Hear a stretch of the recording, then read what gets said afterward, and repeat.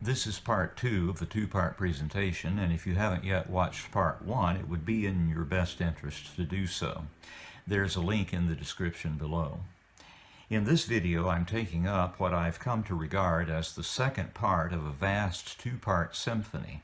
The first of those parts comprised of movements 1 and 2, and this second part consisting of movements 3 through 5. In the previous video, I indicated that I've long felt that kind of division to be the case, and more recently discovered that Deryck Cooke, who is responsible for the performing version you're hearing in this presentation, was persuaded of the same thing. That kind of arrangement is not unusual in Mahler's symphonies. In the score of the second, for instance, he calls explicitly for a pause of not less than 5 minutes between movements 1 and 2. With movements 2 through 5 of that symphony then constituting its second large part. In the eighth, Mahler famously dispensed with movements altogether and simply wrote a symphony in 2 large parts. I mentioned that movements 1 and 2 of the present symphony seem to speak very directly to each other, almost as if in some vast periodic arrangement, with the scherzo answering the adagio movement. The rest of the symphony is very different from the first part, and here too there is close motivic and thematic integration between movements. There is also a cyclic return of music from movement 1 during movement 5, knitting the whole thing together in a most agreeable way. The movements in order are a short intermezzo-like piece called Purgatorio, a second scherzo movement, this one of demonic main, and a vast finale that further develops the Purgatorio, introduces gorgeous new themes with deep family ties, revisits the first movement's crisis with introductory paragraph, and closes with 100 or so measures of the most serene music Mahler ever wrote. With respect to the performing version you're hearing, it is in this part of the 10th that Deryck Cooke's work became most challenging, with the solutions being most conjectural. That's because after the first 28 bars of the Purgatorio movement, the orchestration itself is almost completely speculative, although Mahler did sprinkle a few indications of part assignments here and there in his 4-line score. There's something else that applies to the second part of this symphony, something deeply human and personal. There are margin scribblings, painful to read, wrung from a broken heart, mostly directed to his wife Alma.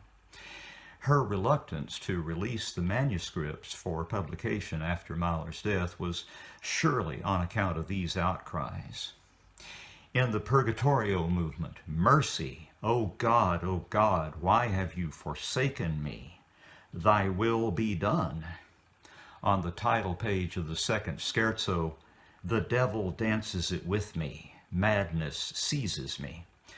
Next to the mighty crescendo that sets up the vast orchestral sigh at the end of the finale, Almschi, his nickname for the wife he loved and had reason at the time to fear losing.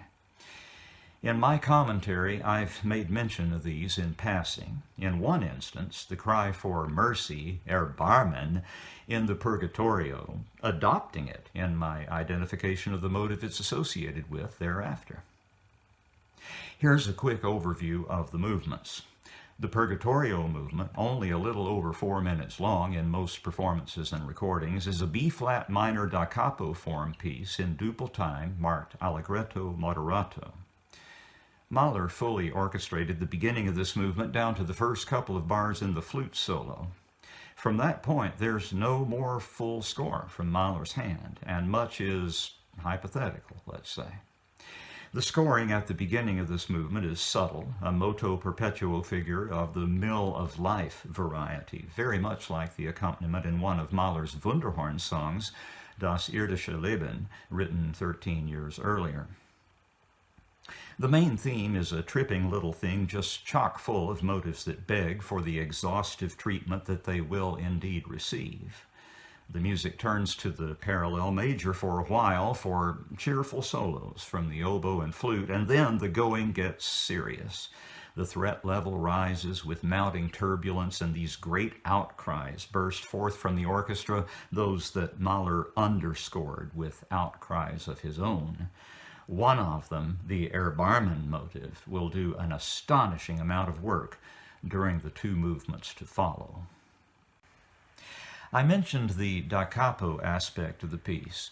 Mahler actually did indicate a da capo in the score after supplying a somewhat reduced version of the introductory bars. Deryck Cooke did the logical thing in this instance and simply duplicated Mahler's opening section, orchestration and all, as that's what would happen anyway in a true da capo. There is a short closing, maybe too modest to call a coda, for which I once heard a most felicitous metaphor. I will divulge it when the time comes. The next movement is another scherzo, but it couldn't be more different from the first one.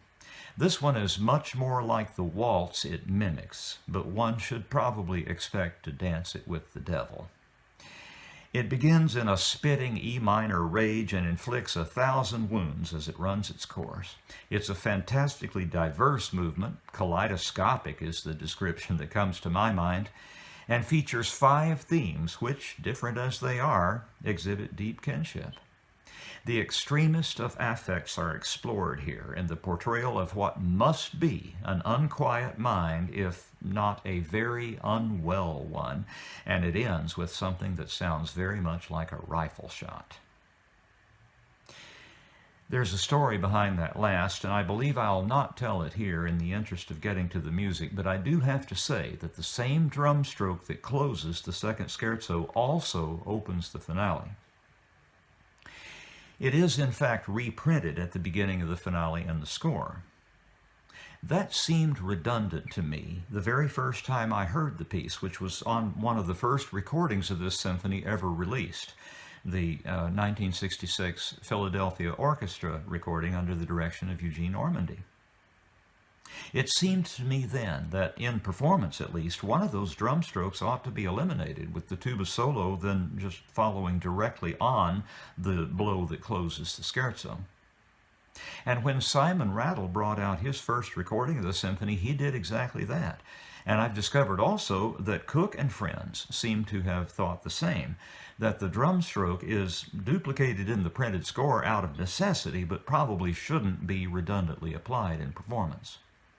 That said, you'll hear it in both places here, and the finale opens in D minor, exactly where the scherzo left it. In a sense, it will be the finale's job to restore F sharp major, and it's going to take some doing. Over the opening bars of the score, Mahler had indicated, and the score faithfully reproduces, Einleitung, introduction. There is no indication of how long that introductory function should be understood as lasting, but a case can be made for roughly the first third of the movement, as that's how long it's going to take before we encounter the tempo change to Allegro moderato. That would be extraordinary, but given how all this music comes full circle, returning to its full project after introducing 2 gorgeous new themes, one of which is clearly the most important in this movement, if not of the whole symphony, it is a possible reading. I wouldn't want to press the case, however. I've simply divided the movement into 3 large parts and a coda, and I'll leave the finer points to finer minds. What the tuba is playing in those opening bars is the rising scale motive from the Purgatorio's main theme, only slowly and ominously. You'll hear that subterranean voice smacked down several times.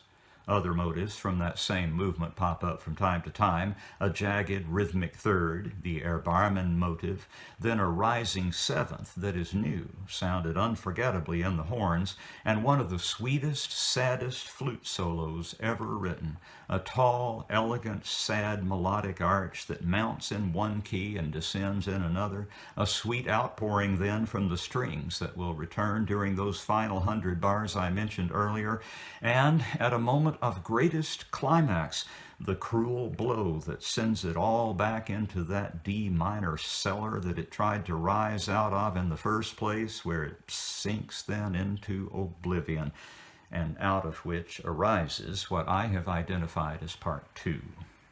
This begins with an elaborate development of the Purgatorio's themes, literal enough in its presentation of them to knit the 2 movements very closely together.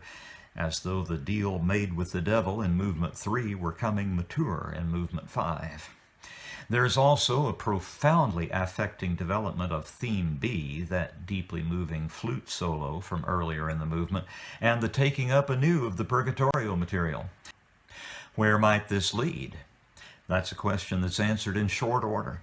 Out of that surging development rises a high, sustained A on the trumpets, held doggedly as the world goes to hell, a great stabbing violin line descending a staircase worthy of Duchamp, and with the horns bellowing a transformed motive that might have been lifted from the Sixth Symphony, and a painfully dissonant chord built up of sustained purgatorio fragments hurled with greatest force against that sustained high A. In other words, the first movement's crisis returned, full-blown and even more awful than before. And the continuation is not at all like what happened in Movement 1. No, instead, four horns come striding in beneath that high A, delivering the strange paragraph with which the violas opened this symphony very quietly about an hour ago, now in stentorian tones that recall the opening of the Third Symphony, but melting away in time as the trumpet finally makes an unhurried descent. And if my poor prose couldn't do this movement justice so far, I'm really at a loss as to what to say about Part 3. I described it earlier as 100 or so measures of the most serene music Mahler ever wrote. It is not, however, unruffled calm. While there is nothing but beauty in it, some of that beauty is savage, and the ending is hard to hear. It draws tears almost every time I hear it. It's really, really good. The recording is by the BBC Philharmonic under the direction of Gianandrea Noseda. My deepest apologies for misidentifying this wonderful ensemble in the first video in this series. This recording has a great deal going for it. I've enjoyed it every time I've listened to it. The principal cellist is wonderful, and by no means alone.